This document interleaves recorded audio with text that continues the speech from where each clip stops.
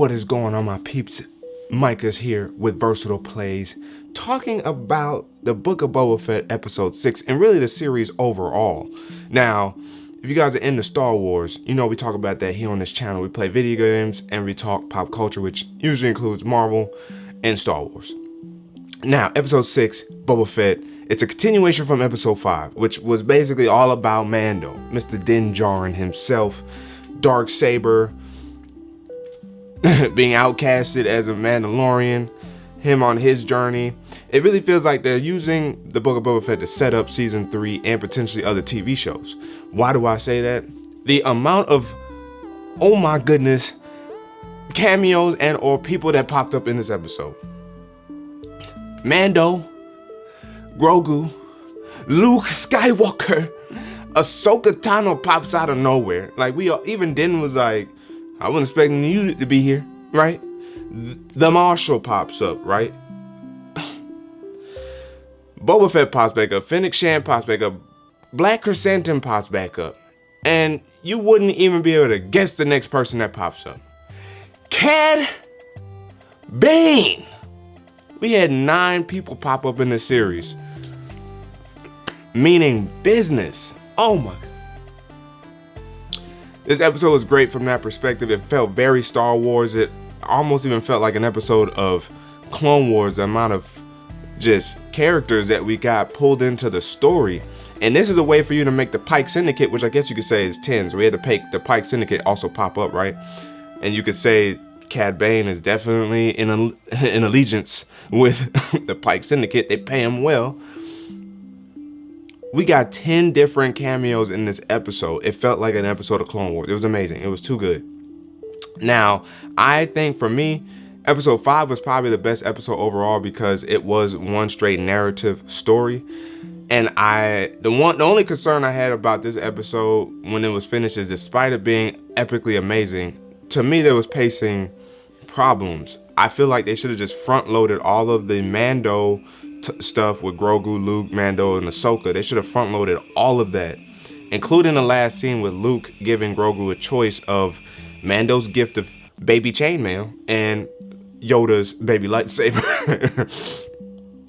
All of that should have been in the beginning. I think it would have been a perfect interlude or filler arc episode, if you will, for Mando, Luke, Grogu, all that type of stuff. If they would have just front loaded all that in the beginning of the episode, that way we tie up episode 5 into episode 6, finishing out that story beat for Mando and Luke and Grogu for now. And then the second half of the episode is focused or refocused back on the narrative that they're trying to tell for the Book of Boba Fett. I feel like that would have been better in terms of pacing.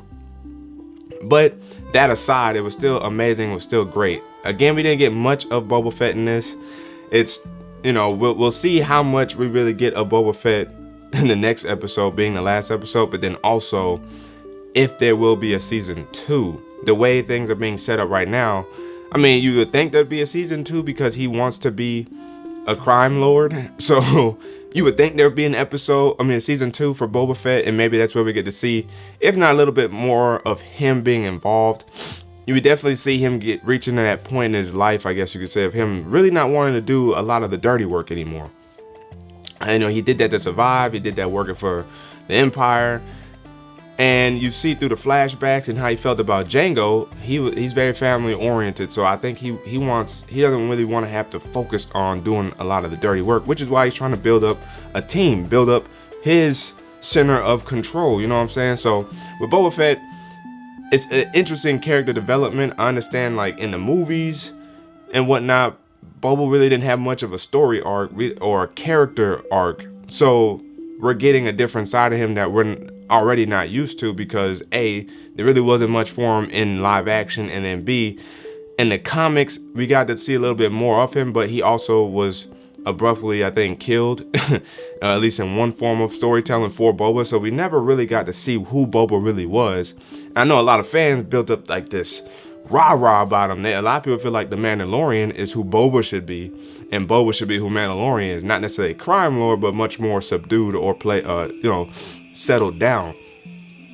And I would say I disagree with that, just because, again, there wasn't much to run with when it came to Boba Fett. So now we get to see him maybe be in a more dominant position, and we're gonna get that Mandalorian aggression from Din Djarin's Mandalorian. So for me, I'm not mad at that. I actually like that a lot. I like what we're doing with Mandalorian. I like that we all appreciate the Mandalorian series, because season 1 and season 2 have paid off for his character, and we're hoping to see the same thing happens with Boba Fett in a potential season 2. Now with Ahsoka popping up, and we know she's got a TV show coming, I think Grogu's decision will affect whether or not we get a Luke and Grogu series, or Grogu being back in Mando season 3. Now, it would be nice if he could get both, because the chainmail is essentially just a nice little defensive piece that he could put on underneath his garments, right? But it was interesting that Luke leveraged that situation in that way, because it seems like it's almost a mistake to kind of run that situation by making him choose between the two. It's not like the chainmail was it was a weapon. I understand the attachment side, but I would imagine, Luke, the same way you interacted with your dad at the end of episode 6, should be a point of reference for you when handling Grogu and the gift from Mandalorian. So it's you know what I'm saying, like, hopefully he's able to get both. And I wouldn't be surprised if Grogu chooses the chainmail and then force steals the lightsaber and jets off with Mandalorian. That would be interesting. Would that slip past Luke's sight, right, or his ability to feel the Force? Maybe not, but he may let it slide. Like, that would be interesting to see. But I think if Grogu chooses the chainmail, I don't think we get a Luke and Grogu series. But of course, if he chooses the lightsaber, we will get a Luke and Grogu series. And it's like, why not? Especially considering how solid Luke looked throughout the entire episode. Luke looked amazing. There was only like one time when he was talking with Ahsoka where the lip syncing didn't look like it worked out well. Just one little quick moment. But outside of that, he looked amazing. Luke looked good. I liked how they tried to show him being, agile through the forest and leaping and running and climbing. Even with Grogu busting out some of the Yoda moves, you know what I'm saying? Hippity hop, hippity hopping around. So it was nice to see that. Again, with Ahsoka being around, we were all surprised. We were not expecting her to pop up. And so it was nice to see her here as well. So yeah, overall, the amount of people we got to see, the marshal being involved, getting shot by Cad Bane, the stupid deputy, like, can you please sit down, my friend? Can you please sit down? I already told you I got this. Like, you got yourself destroyed. And Cad Bane did not like him. Cad Bane did not like him, which is why he bore the blunt of the blows. He did not like the deputy. And then we pretty much know the marshal's probably going to stay alive. And this is what's going to help bring Mos Pelgo, or Freetown, into the fight and ally with Boba Fett and the crew. So that's going to be interesting, and we should get the all-out little war, so to speak, in episode 7. I see a lot of people talking about Thrawn being like the big baddie overall. I mean, I guess he could still be alive, right? Ahsoka's going to look for Ezra, so Ezra could still be alive somewhere out there. I mean, he should be, because he would be like in his 40s, I believe, as well.